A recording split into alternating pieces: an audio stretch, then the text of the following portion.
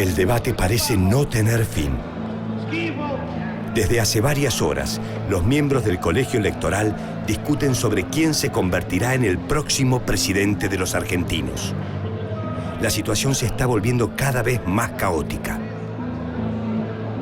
En medio del conflicto, Valentín y Adolfo Alsina consiguen imponer a su candidato, Domingo Faustino Sarmiento. Entre los presentes se ven muecas de extrañeza. El candidato propuesto por los Alsina está fuera del país hace 4 años y no pertenece a ningún partido político. Sin embargo, ellos cuentan con el apoyo de hombres del ejército y políticos importantes del interior y de la capital.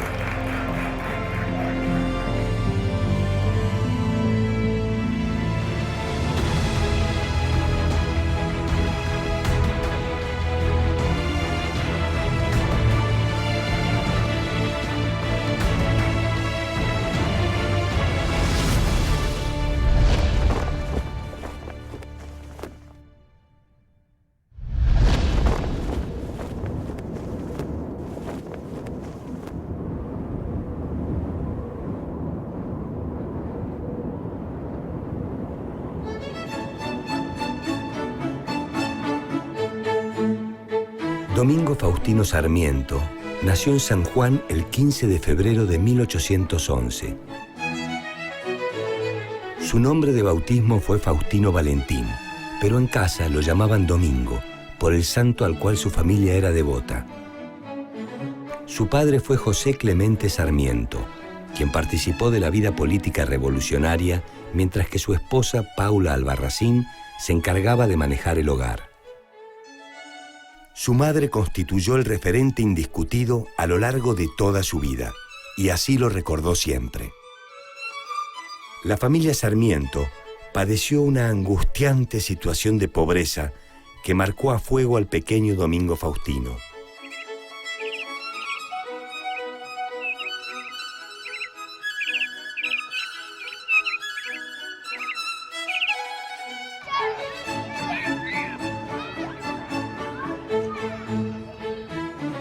En aquellos tiempos se mostraba más interesado en los libros que en la calle, aunque su juego preferido fuera liderar una banda que luchaba a piedrazos contra otra.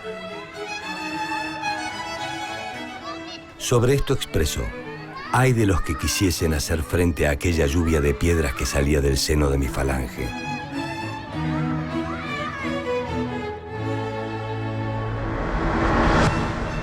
La primera educación que recibió estuvo a cargo de sus tíos José Quiroga Sarmiento y José María de Oro, ambos religiosos. Tiempo después, intentó continuar los estudios superiores en el Colegio de Ciencias Morales de Buenos Aires. Pero no pudo hacerlo. Fue desplazado de la lista de los niños pobres becados por un sorteo. Con el paso de los años, su vocación por enseñar fue afianzándose, y junto a su tío Fray María de Oro, comenzó a enseñarle a leer y a escribir a muchos niños. Estos fueron sus primeros pasos en la docencia.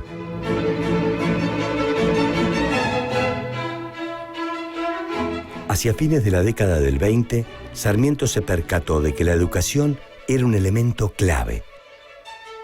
Sabía que la falta de escuelas y de docentes formados era una barrera que impedía que la futura Argentina alcanzara el progreso. Para él, la educación no significaba solo leer y escribir. Permitía autodeterminarse, convertirse en ciudadano de uno mismo y alcanzar una meta.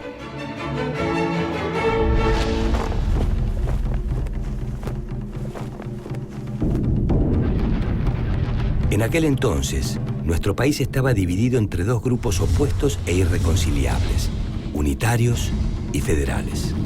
Este conflicto hizo estallar una guerra civil a lo largo del territorio de las Provincias Unidas del Río de la Plata. La sangre de los argentinos se derramaba entre gritos y riñas violentas. Sarmiento se encontraba enfrentado al gobernador federal de San Juan a causa de una serie de dichos sobre su persona. Esto lo acercó a los unitarios y se sumó a las fuerzas de José María Paz.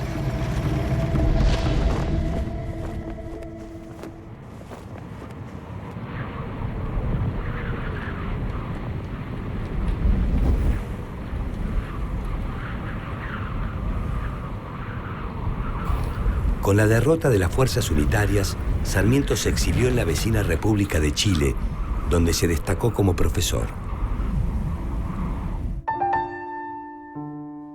El amor irrumpió en el lugar menos esperado, las aulas. Domingo Faustino se enamoró de una alumna, María Jesús del Canto, con la que tuvo a su primera hija, Ana Faustina. Durante ese periodo, se ganó la vida como podía, trabajando en distintos oficios, como el de escenógrafo, minero y periodista.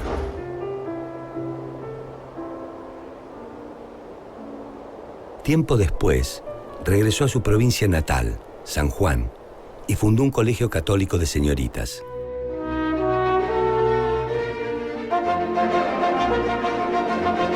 Luego, Sarmiento creó junto a otros jóvenes ilustrados el periódico El Sonda. A lo largo de 6 números, se difundió la idea de que la educación era el pilar de una república. Por ende, sin una sociedad republicana y moderna, nunca habría avance en el país. Para estos escritores, el pueblo sería soberano siempre y cuando fuera educado.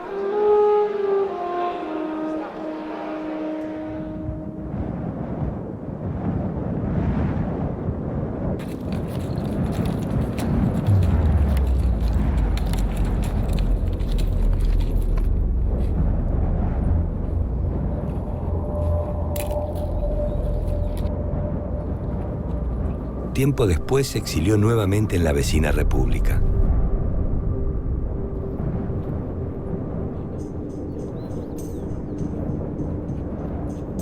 Mientras se dirigía hacia Chile, escribió en francés «Las ideas no se matan».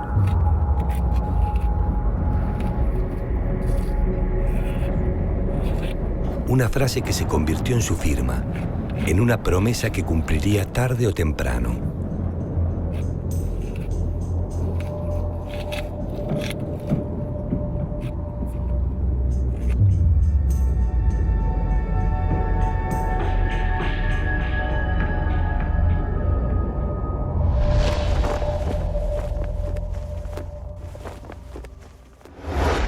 Ingresó en el diario El Mercurio como redactor y desde allí se hizo un lugar en los círculos intelectuales y políticos chilenos. Su nombre comenzaba a resonar cada vez con más ímpetu. En 1842, su constante labor y perseverancia lo convirtieron en director del periódico El Progreso. Desde allí publicó por entregas un libro emblemático, Civilización y Barbarie, Vida de Juan Facundo Quiroga y aspecto físico, costumbres y hábitos de la República Argentina, más conocido como El Facundo. Esta obra no fue solo una biografía del caudillo federal Facundo Quiroga, era el proyecto político de Sarmiento, su pensamiento devenido en palabras. Para él la revolución había producido 2 hijos. Por un lado, la civilización, compuesta por lo urbano, los doctores e intelectuales, los unitarios. Y por otro, la barbarie, encarnada en las masas rurales y en los caudillos como Facundo, los federales. La centralización del poder por parte del gobernador Juan Manuel de Rosas acababa con las 2 corrientes surgidas de la revolución, la bárbara y la civilizada. Para Sarmiento, había llegado el momento de terminar con Rosas e imponer la modernidad en la Argentina.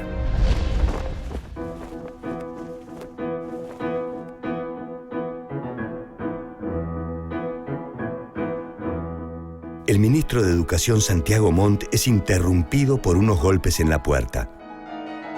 Domingo Faustino Sarmiento ingresa. Montt lo invita a sentarse y le explica el motivo de la invitación. Para la nación chilena es vital estar al tanto de cuáles son los sistemas educativos vigentes en el mundo. Y para obtener esta información se necesita de un hombre preocupado por esos temas. Alguien que pueda cumplir con tal cometido. Le encomienda esa misión a Sarmiento, quien la acepta con gesto tranquilo. Él no espera menos. Se considera una pieza clave para el desarrollo de la región.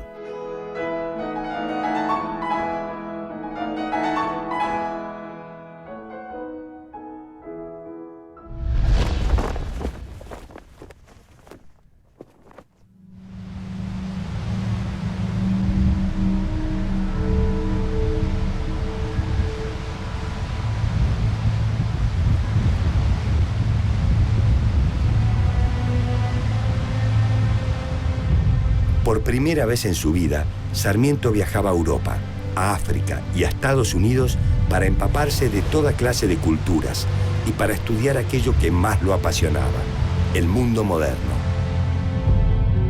Desencantado por el modelo europeo a causa de los conflictos políticos que lo cruzaban, fue en Estados Unidos donde Sarmiento descubrió las posibilidades de una sociedad participativa, dinámica y abierta al progreso, mediante la educación y el trabajo. Aunque se quejaba de su esclavismo, encontró en este país el modelo de nación que buscaba materializar en el Río de la Plata.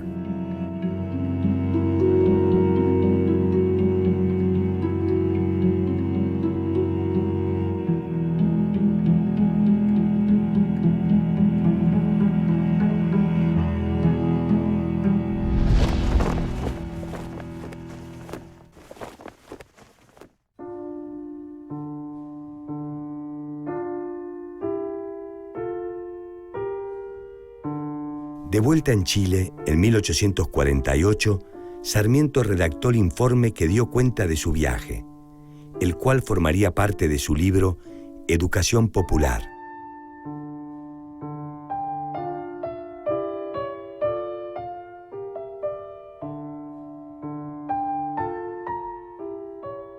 Su intensa vida laboral no le impidió encontrar un lugar para los afectos.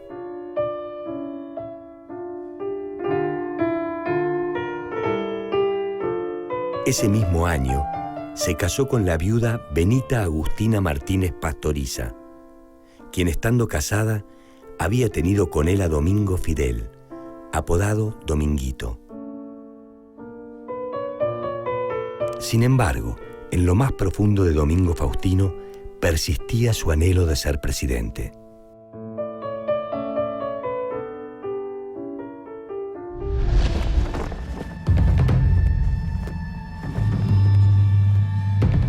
En 1851, un hombre se rebeló contra Juan Manuel de Rosas, el poderoso gobernador de Buenos Aires. Su nombre era Justo José de Urquiza, gobernador de Entre Ríos. Rosas había gobernado con mano de hierro la Confederación, lo que generó un resentimiento hacia él cada vez más fuerte. La causa principal radicaba en que el gobernador se negaba a dotar de una constitución al territorio nacional y obligaba a los barcos que iban a Paraná a pagar impuestos en Buenos Aires. Rosas decía que hasta que no hubiera paz en toda la región argentina, no valía la pena tener una constitución. Estando en Chile, Sarmiento recibió la noticia de que el ejército al mando de Urquiza enfrentaría a Rosas, por lo que decidió unirse a esta fuerza.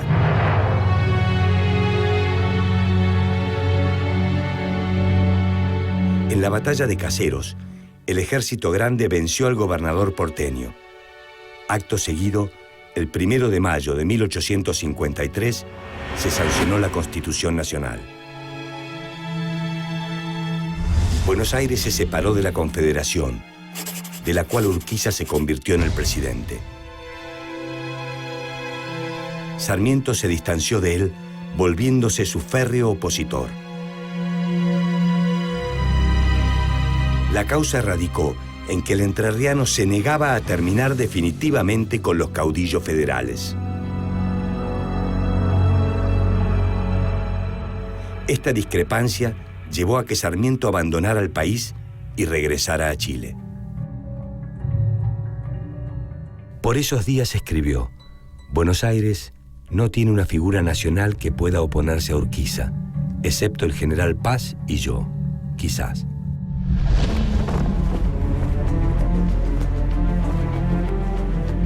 En 1855, la carrera política de Sarmiento alcanzó uno de sus mayores auges. Estando en Chile, fue elegido diputado del Estado de Buenos Aires, nombre que tomó la provincia al separarse de la Confederación Argentina. Pero su labor más destacada en la separatista provincia se dio como jefe del departamento de escuelas, en una búsqueda por centralizar el control de las mismas. A fin de aumentar el número de alumnos en las aulas, organizó colectas ciudadanas para construir 2 escuelas en la ciudad, ambas de régimen mixto. En 1860, el nuevo gobernador de Buenos Aires, Bartolomé Mitre, designó a Sarmiento como ministro de Gobierno y de Relaciones Exteriores de la provincia. Bajo este cargo, se encargó de manejar las relaciones entre Buenos Aires y la Confederación. Después de la batalla de Pavón, en la cual las fuerzas porteñas vencieron a las de la Confederación, Bartolomé Mitre se convirtió en presidente. Enseguida, el ejército al mando del general Wenceslao Paunero sometió duramente a las provincias opositoras. Sarmiento, que viajaba con él, poco antes de partir había proclamado que el sometimiento debía hacerse sin ahorrar sangre de gauchos. Y así se hizo.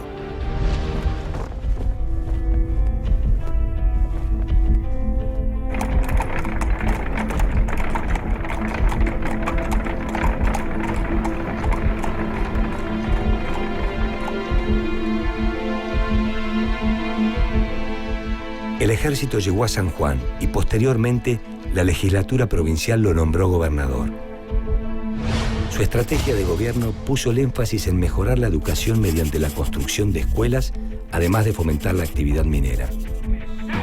Combatió férreamente contra los caudillos, que para él eran sinónimo de la barbarie, en especial contra el gran líder riojano, Chacho Peñalosa, quien por esos años fue capturado y ejecutado. Durante su gestión como gobernador, aumentó notablemente la inversión pública, a la par que se ganó la desconfianza de los sectores tradicionales y eclesiásticos. Para Sarmiento, la religión y la educación debían ir en sendas separadas. Era de esperar que este pensamiento laico provocara rencores. Demonizado por los sectores conservadores, por los feligreses, lo tildaron de acabar con los valores tradicionales. Incluso, un sacerdote dijo en una misa que el gobernador era hijo del diablo y tenía cola. Era una ofensa a la cual Sarmiento respondería con inteligencia y cierto atrevimiento. Días después, el sacerdote se cruzó en la calle con el gobernador. Este, agarrándose las nalgas, le dijo: «Toque, padre, compruebe que tengo rabo, así podrá predicar su sermón con fundamento». Ante las presiones y la falta de presupuesto, 2 años más tarde, Sarmiento renunció a su cargo.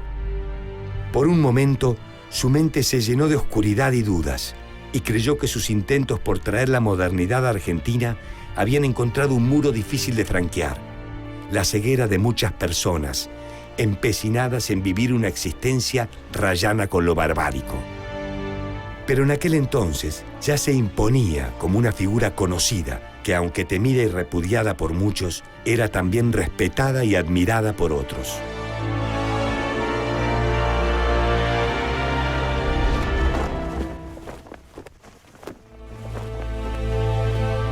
El presidente Mitre le ofreció el cargo de embajador en los Estados Unidos. La oportunidad de regresar a ese país tan querido encendió la esperanza de Sarmiento, quien aceptó la oferta. De vuelta en el país del norte, Domingo Faustino se sorprendió gratamente con aquel capitalismo pujante. Ante sus ojos vislumbraba una sociedad abierta al talento y al ascenso social.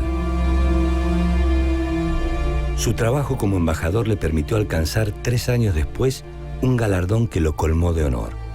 La Universidad de Michigan lo nombró doctor honoris causa. Sarmiento se encontraba, sin dudas, en su plenitud.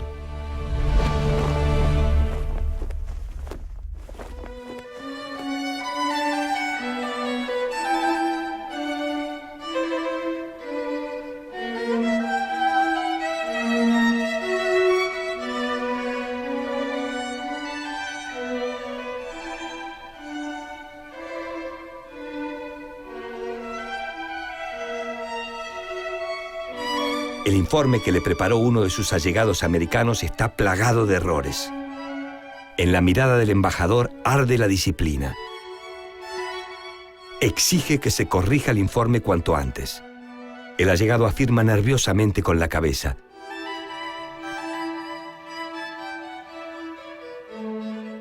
sale raudamente del lugar. Sarmiento queda sumido en el silencio. Su asistente personal ingresa trayendo algo en su mano. Le le entrega un sobre procedente de Buenos Aires. Con un gesto brusco, el embajador abre el sobre y extrae una carta. Cuando lee el contenido de aquella hoja de papel, Sarmiento siente una puñalada en su corazón. Su hijo, Domingo Fidel Sarmiento, Dominguito, ha muerto en la batalla de Curupaití, en la guerra contra el Paraguay. Cree que todo es una pesadilla. Por un momento deja de ser un funcionario exigente e implacable. Ahora es tan solo un padre, en la soledad y en la distancia.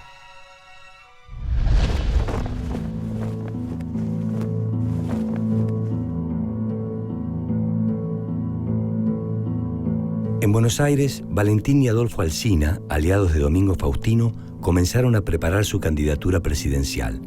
La misma fue apoyada por hombres del ejército y algunos políticos importantes del interior y la capital. Sobre su candidatura le escribió a un amigo: por mi parte, y esto para ti, solo te diré que si me dejan, le haré a la historia americana un hijo. 30 años de estudio, viajes, experiencia y el espectáculo de otras naciones que aquellas de nuestra aldea me han enseñado mucho.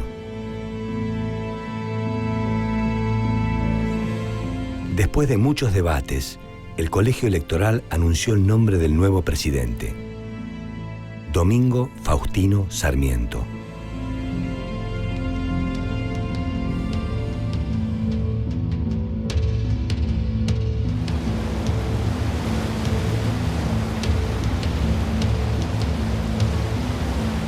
En ese momento, Sarmiento regresaba a Buenos Aires desde la ciudad de Nueva York, ignorando que se convertiría en el nuevo presidente de la Argentina.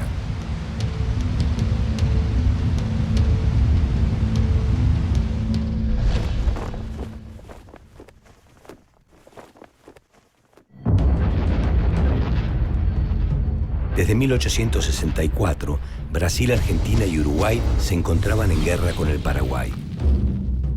Esta situación drenaba los recursos monetarios y humanos, además de producir una gran inestabilidad en el interior del país. Los habitantes se negaban a ir a la guerra porque creían que era un problema porteño. Por su parte, Estados Unidos era el ejemplo de transformación social que podía generar el capitalismo en América. Miles de inmigrantes arribaban diariamente al país. Además, se construiría una enorme red ferroviaria que uniría el Atlántico con el Pacífico. En Europa, Gran Bretaña dominaba los mares y su imperio se extendía por todo el mundo. Era la cuna del capital y de allí llegaban a Argentina los préstamos e inversiones para implementar este modelo económico en nuestro país.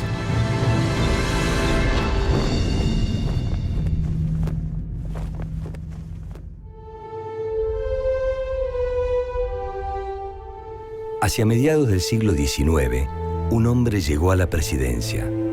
La toma de posesión de los atributos presidenciales se realizó en el viejo fuerte de la ciudad, sede tradicional de este acto.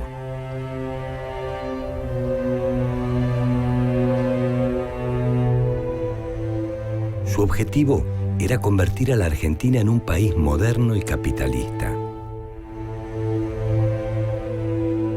Sarmiento planificó un programa de gobierno realmente ambicioso. Él mismo apuntaba a una transformación profunda, en pos de forjar una nueva Argentina, tomando como ejemplo el proyecto modernizador de los Estados Unidos. Para cumplir con su objetivo, consideraba necesario la implementación de nuevas políticas, como poblar la pampa con inmigrantes europeos que cultivaran y trabajaran la tierra. Al mismo tiempo, se debían instalar miles de kilómetros de vías de ferrocarriles y líneas telegráficas. Para concretar este sueño, Sarmiento necesitaba técnicos y científicos nuevos, además de establecer leyes claras que fomentaran la seguridad jurídica de esta nueva sociedad argentina. Él deseaba cambiar las costumbres del país, civilizarlo, y esto en el menor tiempo posible. Por eso lo llamaban el Loco Sarmiento.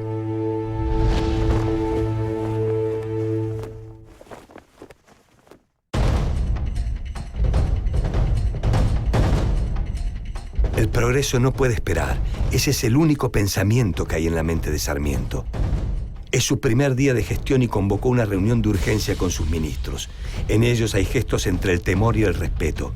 Sarmiento despliega su plan de gobierno. Lo detalla con palabras apasionadas, con tono fuerte y firme. Él mismo es un instrumento afilado, preparado exclusivamente para conquistar aquel país con el que tanto ha soñado. Una pregunta por parte de sus ministros provoca lo peor. Lo que más molesta a Sarmiento no es la pregunta en sí, es la duda que se encuentra detrás de ella. Sarmiento se levanta y expulsa a su ministro. Le ordena pensar 2 veces antes de poner en duda su gestión. El ministro ofendido se retira al despacho golpeando con furia la puerta. Sarmiento vuelve a tomar asiento. Continúa su explicación. Ninguna otra persona se atreve a contradecirlo.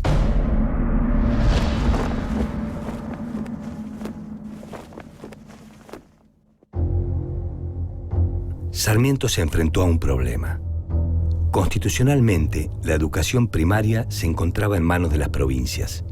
Esto le impedía fundar escuelas en sus territorios, lo cual obstaculizaba su plan de acción.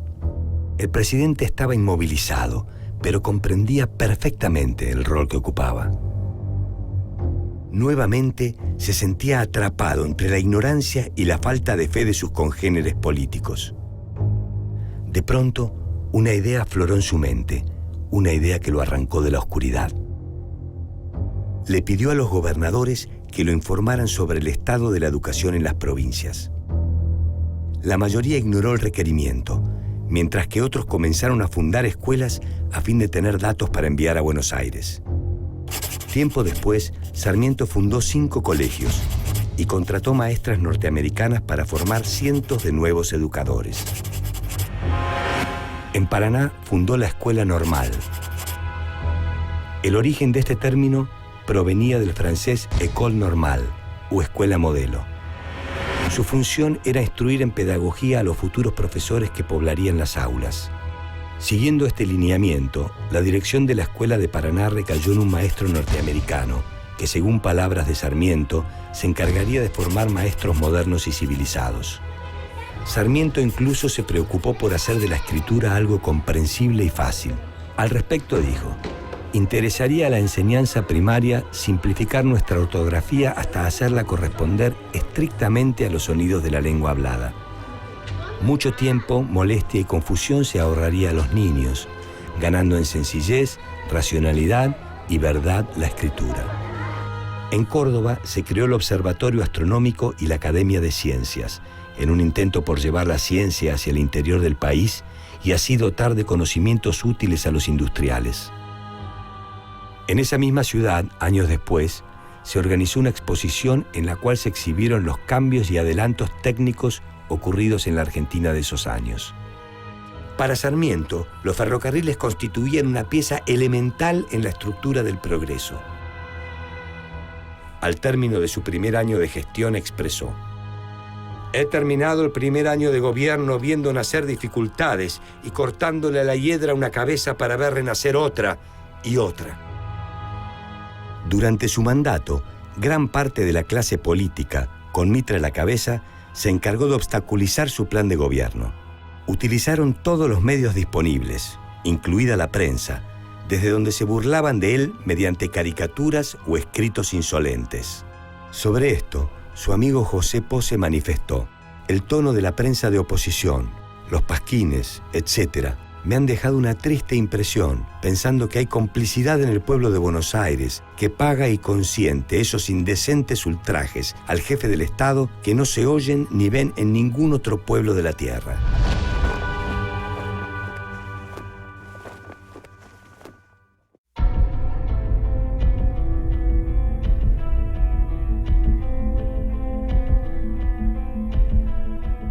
En 1869, Sarmiento ordenó la realización del primer censo nacional.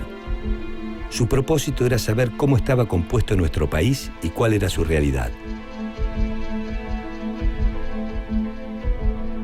En aquel momento había grandes zonas despobladas y se desconocía quiénes formaban parte de la población argentina. Finalmente, y a pesar de diversos problemas, el censo resultó un éxito. Permitió conocer la cifra de habitantes en el territorio, 1.836.490 personas. Del total de la población, el 70% vivía en zonas rurales, mientras que el analfabetismo llegaba al 71%. Gracias a este importante estudio, Sarmiento logró tener un conocimiento real sobre la composición de la población en el país. Él sabía que con este relevamiento podía llevar a cabo políticas de Estado más certeras.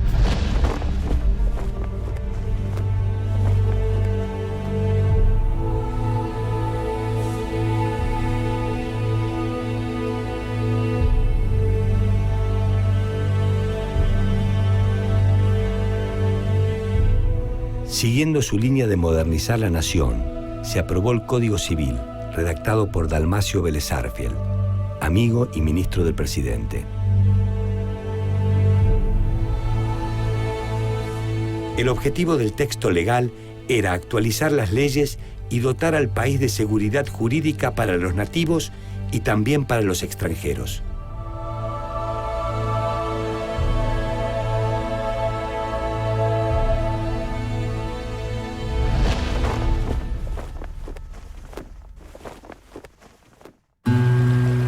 La inmigración fue un factor elemental en el proyecto sarmientino y aumentó considerablemente durante su mandato.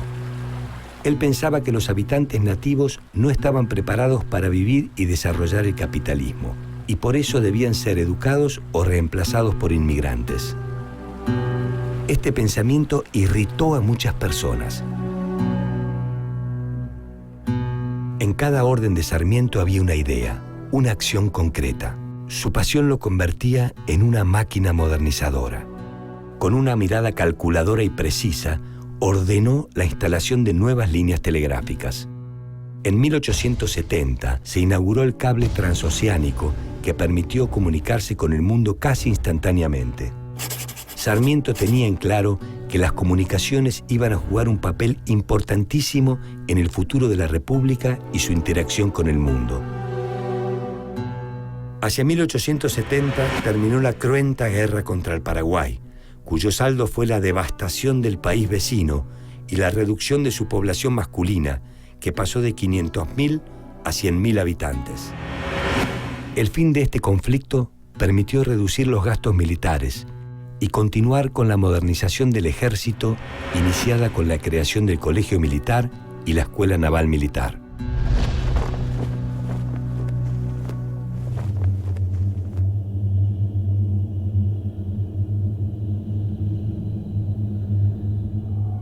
El 3 de febrero de 1870, al celebrarse 18 años de la batalla de Caseros, Sarmiento y Urquiza se reconciliaron políticamente. El presidente fue recibido con todos los honores en el suntuoso Palacio San José, ubicado en Entre Ríos, donde pasó 4 días. Sarmiento pensaba que esto le permitiría consolidar su autoridad frente a los ataques mitristas. Por su parte, Urquiza ignoraba que este gesto le iba a costar no solo su carrera política. El 11 de abril de 1870, una partida de hombres liderados por Ricardo López Jordán, viejo lugarteniente de Urquiza, irrumpieron en el Palacio San José. Lo acusaron de haber entregado el federalismo a sus enemigos y seguidamente lo asesinaron.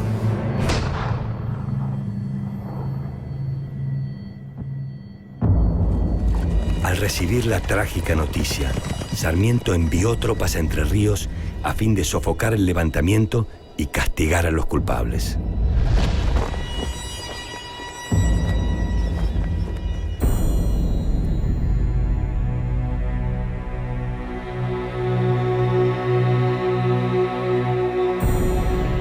Al año siguiente, Sarmiento enfrentó a un nuevo adversario.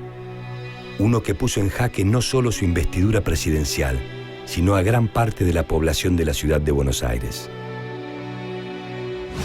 La enfermedad había llegado con los soldados que combatieron en el Paraguay. El saldo de su paso por la ciudad fue nada menos que de 14.000 muertos. Las críticas apuntaron a las autoridades nacionales y provinciales.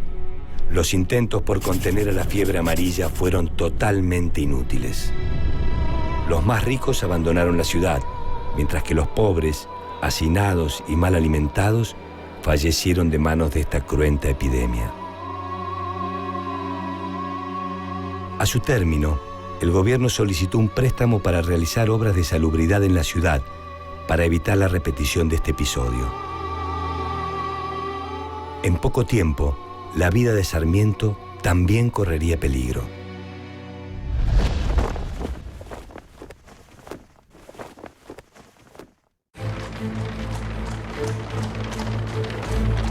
Un carruaje conduce al presidente hacia la casa de su amigo Vélez Arfiel.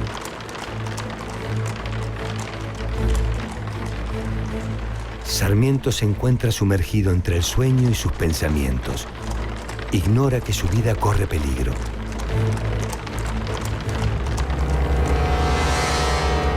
A unos pocos metros de allí, dos marineros italianos, los hermanos Francisco y Pedro Guerri, preparan sus armas. En sus rostros comparten el mismo sentimiento de odio hacia el mandatario. Se acercan con el sigilo del viento. Sus pasos firmes y rápidos los encuentran frente a su víctima.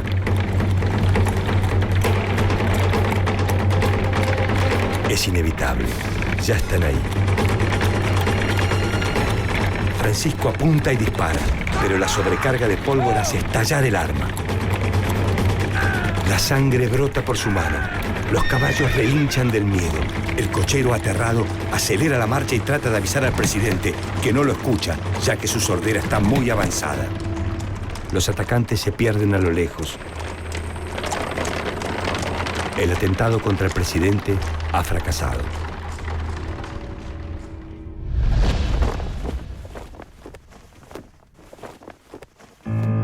Con el término del mandato de Sarmiento, el Estado Nacional quedó consolidado y potenciado por los cambios en la educación inicial, en la modernización del ejército y en el desarrollo de las comunicaciones. La Argentina se afirmó ante el mundo como un país moderno. Pero las críticas no se hicieron esperar. La deuda pública argentina pasó de 5 millones de libras a 14 millones y medio. Si bien a Sarmiento le preocupaba la situación, sabía que su trabajo había sentado bases profundas para el futuro del país.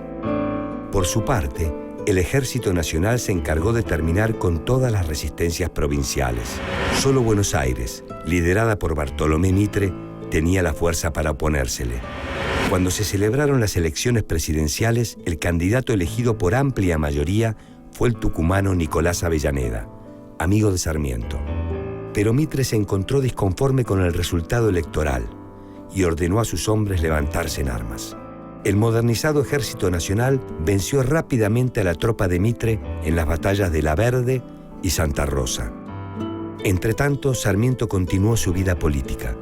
Fue senador, director general de escuelas y ministro del Interior. En el año 1880 se produjo un hecho de gran relevancia. Las elecciones presidenciales dividieron al país entre dos candidatos.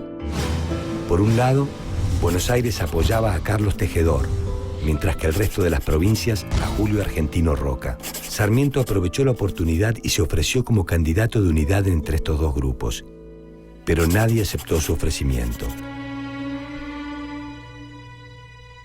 Sarmiento sintió que sus días como político habían terminado.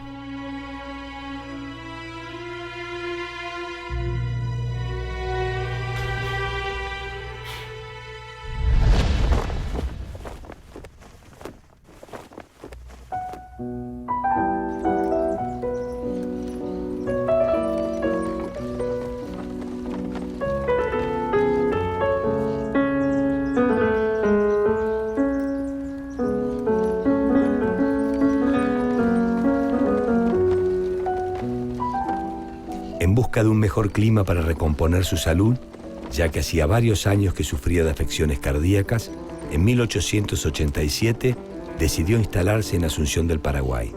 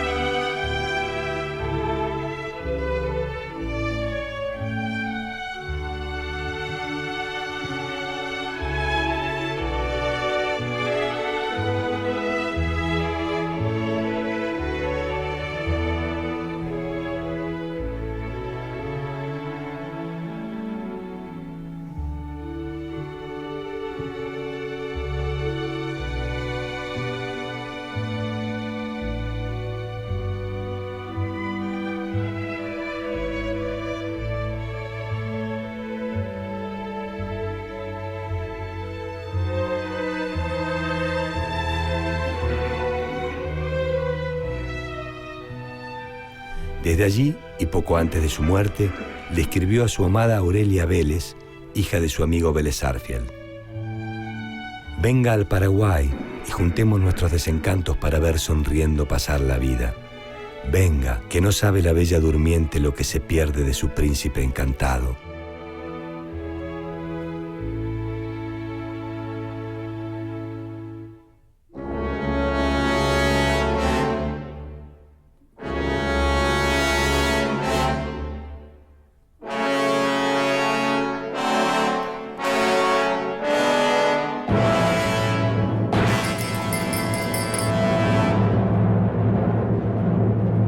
El 11 de septiembre de 1888, Domingo Faustino Sarmiento, el educador, el visionario, en compañía de su hija Faustina y su nieta, dejó este mundo.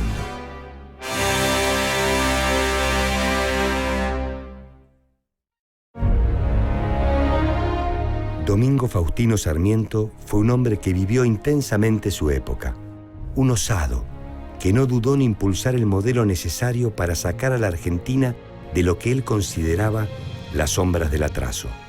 Lo amaron y odiaron casi por igual, pero en él no había medias tintas. Marcó con fuego nuestra historia.